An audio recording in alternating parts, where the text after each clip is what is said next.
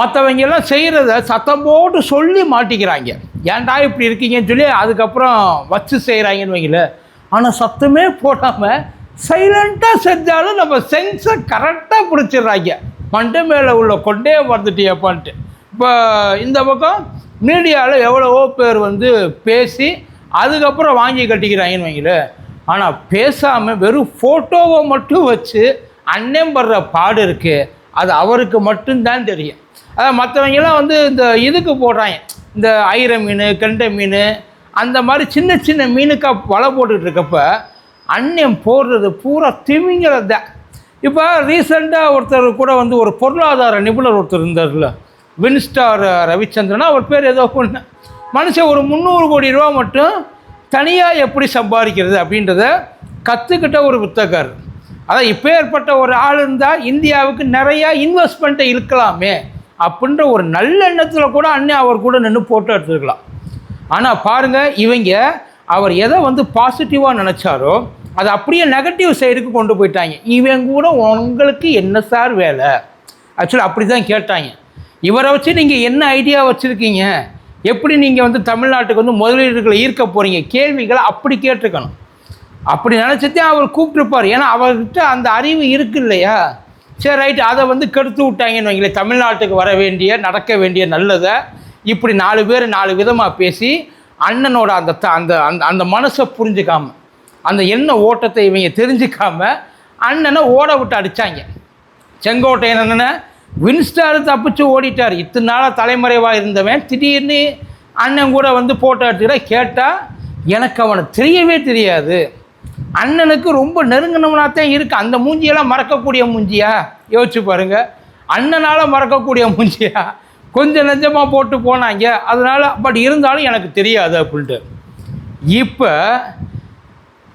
கலை இலக்கியம் இதுலெல்லாம் வந்து தேர்ச்சி பெற்ற ஒருத்தர், அதாவது இந்த ஒயில்டு ஃபோட்டோகிராஃபர்பாங்களா, அந்த மாதிரி இவர் வந்து ஒரு ஒயில்டு வீடியோகிராஃபர். அப்பேற்பட்ட ஒரு ஆளை எப்படியாச்சும் தமிழ்நாட்டை அடுத்த ஸ்டேஜுக்கு கொண்டு போகணும் அப்படின்றதுனால அவரை கூப்பிட்டு வச்சு எடுத்துக்கிட்டாரு போல். யாருன்னா பார் நாகராஜன். பார் நாகராஜன் அப்படின்றப்ப எல்லோரும் நமக்கு ஞாபகம் வர்றது, அண்ணா அடிக்காதீங்கண்ணா, பெல்ட்டை கழட்டாதீங்கண்ணா. அவர் சொல்லுவாப்புல அந்த இடத்துல ஒரு கமாண்டிங் பவரோடு சொல்லுவார், பேண்ட்டை கழட்டிடி. இல்லைப்பா இதெல்லாம் நடந்தது, நம்ம மறந்துருப்போம். அப்பையும் செங்கோட்டையன் அங்கே தான் இருந்தார். அதாவது எவ்வளோ பெரிய, அதாவது இது வந்து சைலண்ட்டாக வெளியில் தெரியாமல் யாருக்காச்சும் போயிருந்துச்சுன்னா பரவாயில்ல. இந்தியாவே இந்த கேஸை பற்றி பொள்ளாச்சி அப்படின்னா அந்த கேஸா அப்படின்ற அளவுக்கு எல்லாருக்கும் நல்லா தெரிகிறது. அதுலேயும் இந்த மூஞ்சி தமிழ்நாட்டு மக்கள் மனசில் பதிஞ்சது. இந்த பார் நாகராஜன் அப்படின்ற அந்த ஒரு மூஞ்சி தமிழ்நாட்டு மக்கள் மனசில் அப்படியே பதிஞ்சிருந்தது. அவன் அண்ணன் கூட நின்று இன்றைக்கி ஃபோட்டோவை எடுத்திருக்கான். ஆக்சுவல் மெயின் அக்யூஸ்டு அந்த கேஸில் அவன் தான். அவனால் தான் அவ்வளோ பொண்ணுங்க, அவ்வளோ பேர் வந்து உள்ளே வந்து சிக்கினாங்க. அன்னைக்கு அண்ணன் கூட நின்று அவன் ஃபோட்டோ எடுத்துருக்கிறான். அண்ணன் கூட நின்று பக்கத்தில் நின்று. அதில் அண்ணன் என்ன சொல்லியிருக்காப்புல, நான் அமைச்சரானதுக்கப்புறம் என்னையை பார்க்குறதுக்கு எவ்வளவோ பேர் வந்தாங்க. நியாயமான பேச்சு, சும்மாலாம் சொல்லக்கூடாது. அவ்வளோ இப்போ அண்ணன் தாவேகால சேர்ந்ததுக்கப்புறம் உள்ளே போனார் பார்த்தீங்களா, ஊருக்குள்ளே போனார்ல. அப்படி ஊருக்குள்ளே போனப்போ அங்கே அவ்வளோ கூட்டம். ஒருவேளை அந்த கூட்டத்தில் நின்று எவனாச்சும் ஒருத்தன் அண்ணன் பக்கத்தில் இழுத்து பிடிச்சி ஒரு ஃபோட்டோவை ஷேக் ஆகாமல் எடுத்திருக்கானா பரவாயில்ல, ஓகே, அண்ணனுக்கு தெரியாது. அவ்வளோ கூட்டம். அண்ணன் அமைச்சரானதுக்கப்புறம் அவ்வளோ பேர் பார்க்க வந்தாங்க. நான் எல்லார் கூட நின்று போட்டேன். அது எப்படி இருக்கிற எல்லா ஏழ்றையும் உங்களை தேடியே வருது? இல்லை சார், ஒரு எவ்வளோ பெரிய தூய சக்தியாக நீங்கள் உருமாறிருக்கீங்க அப்படின்றது தெரியுதா?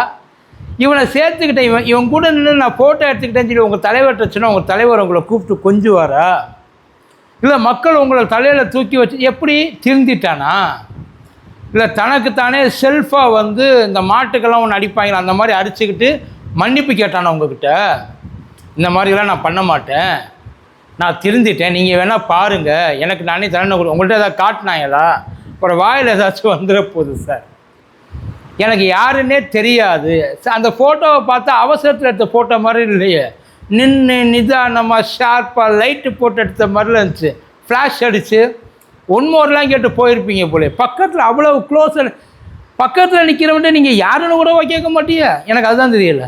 ஐயா உங்களுக்கு மறந்துருச்சு, வயசாயிடுச்சு, ஞாபகம் மறதி இருக்கலாம், இல்லை உண்மையிலே அந்த கேஸில் அவனை வந்து இவனையெல்லாம் ஞாபகம் வச்சுக்கிற அளவுக்கு இவனை பெரிய ஆளா அப்படின்னு வந்து நம்ம கேட்கலாம். ஆனால் அவன் பக்கத்தில் வந்து நிற்கிறப்ப சார் யார் அப்படின்னோன்னா நான் தான் நாகராஜ், பார் நாகராஜ்னு சொல்லியிருப்பானா மாட்டானா? சொல்லியிருப்பாள், குறைஞ்சபட்சம் சொல்லியிருப்பாள். தம்பியை எங்கேயோ பார்த்த மாதிரி இருக்கேன்னு நீங்கள் சும்மா கேட்டிங்கன்னா போதும், உளறி இருப்பேன் பொள்ளாச்சி கேஸ் இல்லை எல்லாம் தெரிஞ்சுதான் நீங்கள் எடுத்தீங்களா? இல்லை உங்கள் கூட ஃபோட்டோ சார் இது அவங்க வந்து என்ன ஏதாச்சும் வந்து சமூக சேவை செஞ்சாங்களா, இல்லை பொண்ணுங்களை காப்பாற்றுறதுக்கு இந்த சிங்கப்பன் சிறப்பு? ஆனால் இந்த மாதிரி சிங்கப்பன் சிறப்பு அதில் அடிப்படையெல்லாம் உருவாகிறதுக்கு காரணமாக இருந்த மூல காரணம் வந்தது அவங்க தான். அவங்க தேர்ந்து தான் இதுக்கெல்லாம் தான் அவங்க வந்து ரெடி. ஆனால் நீங்கள் அவனையும் சேர்த்து பக்கத்தில் வச்சுக்கிறீங்களே. இது தெரியாதுன்றார் சார். எனக்கு தெரியாது, எனக்கு ரெண்டாவது அவன் கட்சியில் சேரலை அப்படின்றார். கட்சியில் சேரலை, வெளியிலேருந்து ஆதரவா? யார் அவன் வெளியிலேருந்து உங்களுக்கு ஆதரவா, இல்லை நீங்கள் உள்ளுக்குள்ளேருந்து வெளியில் அவனுக்கு ஆதரவா? இது எந்த இடத்துல ஆதரவுன்னு யாருக்குமே தெரியும். அது எப்படி சார் தெரியாமல் போகும்? யோசிச்சு பாருங்கள். எனக்கு தெரியாதுன்றாப்புல, எனக்கு இவனை யாருன்னே தெரியாது. ஈஸியாக அந்த ஒரு வார்த்தை நம்மக்கிட்ட வந்துடுது இல்லை. ஆனால் இதை பற்றியெல்லாம் எவன் கேட்டால் இதெல்லாம் வந்து தாவேக்கா மேலே போகிற பழி. ஏன் யாரையும் பார்க்க போனாமல் செங்கோட்டையன் எல்லோரும் அந்த கொங்கு சரௌண்டிங்கில் இருக்கிறவங்க ஏன் எல்லோரும் செங்கோட்டையன் பார்க்க வர்றாங்க? யோசிச்சு பாருங்களேன். அந்த இடத்துல வேறு யாருமே தாவேக்கால யாருமே செய்யலையா? கொங்குல 2 அமைச்சரா, ஒரு அமைச்சரா? ஒரு அமைச்சர் இருந்தாலும் நினைக்கிறேன். பரவாயில்ல, அப்படியே இருந்தாலும் போயிட்டு பார்த்துட்டு வந்துட்டாங்க. வர்றவன் எல்லாரையும் நீங்கள் கூட சேர்த்துக்குவீங்க, அப்படி தானே? எவன் என்ன அவ்வளோ தூரம் தாராள மனசா சார் உங்களுக்கு? வர்றவன் என்ன ஏது, அவன் டீட்டெயிலு, அவன் ஹிஸ்ட்ரி, அவன் அக்யூஸ்டா, அவன் மேலே கம்ப்ளைண்ட் இருக்கா, அவன் மேலே கேஸ் இருக்கா, அவனை போலீஸ் தேடுதா, அவனை தமிழ்நாடு இதுக்கு முன்னாடி காரி துப்பி இருக்கா, இதெல்லாம் எதுவுமே தெரியாமல் நீங்கள் அவனை யார் வந்தாலும் எடுத்து அந்த அளவுக்கு நல்ல மனசு. எம்ஜிஆர் இருந்த மனசு இல்லையா? இப்போ அந்த இடத்துல தளபதி இருக்கிற மனசு இல்லையா? அதனால் அந்த மனசு அவ்வளோ சுத்தமாக இருக்கும் இல்லை? நீங்கள் பேசுகிறதெல்லாம் கேட்டுக்கிட்டு இருக்கோம்ல, நாங்கள் பைத்தியக்காரன். வேறு என்னத்தை சார் பண்ண சொல்கிறிய? அவர் நம்பலை, அதான் நீங்கள் சொல்கிறதெல்லாம் நீங்கள் நம்பலைன்னா அதுக்கு நான் என்ன பண்ண முடியும்? நீங்கள் உங்கள் கற்பனைக்கு என்ன வேணாலும் பண்ணிக்கோங்க. நீங்கள் உங்கள்கிட்ட வந்து நான் வந்து ப்ரூவ் பண்ணணுன்ற அவசியம்லாம் இல்லை. வேறு யார்கிட்ட போய் ப்ரூவ் பண்ணுவிய? மக்கள்கிட்ட ப்ரூவ் பண்ணாமல் வெளியில் அந்த விஷயம் கசிஞ்சிருச்சு. ஒன்று எடுத்த ஃபோட்டோவை டெலீட் பண்ண சொல்லியிருக்கணும், இல்லாட்டி அவங்க கூட ஃபோட்டோவே எடுக்காமல் உங்களுக்குள்ளே என்னவோ அதை பேசி முடிச்சிருக்கணும். அவன் ஆதாரத்தை ரெடி பண்ணிட்டான். அதாவது அண்ணன் கூட நான் இருக்கிற பாரு அப்படின்னு சொல்லி அந்த ஆதாரத்தை ரெடி பண்ணிட்டான். இதுக்கு முன்னாடி அதான் அந்த பொள்ளாச்சி சம்பவத்துக்கு முன்னாடியே அவனுக்கு அண்ணன் கூட பழக்கமாக தெரியலை. வேறு எந்த விதத்துலையாவது இல்லை உண்மையிலேயே அண்ணன் வந்து ஏமாற்றி இப்படி ஏமாற்றி ஈஸியாக ஏமாத்துகிற ஒரு ஆளை எப்படி அமைச்சராக போட்டிய? இத்தனை நாள் அவர் எப்படி அமைச்சராக இருந்தார்? இந்த கேள்வியெல்லாம் வருமா வராதா? அவர் சொல்கிறாரு, நம்ம நம்புகிறோம். என்ன சொல்கிறாரு? எனக்கும் இந்த பர்டிகுலர் நபருக்கும் எந்த தொடர்பும் கிடையாது, அவனை நான் உள்ளுக்குள்ளே கட்சிக்குள்ளே சேர்க்கலை அப்படின்னு சொல்கிறார். இத்தனை நாள் ஒளிஞ்சிருந்த எல்லா சாக்கடைகளும் ஒன்று கூடி ஒரு இடத்துல சேருது.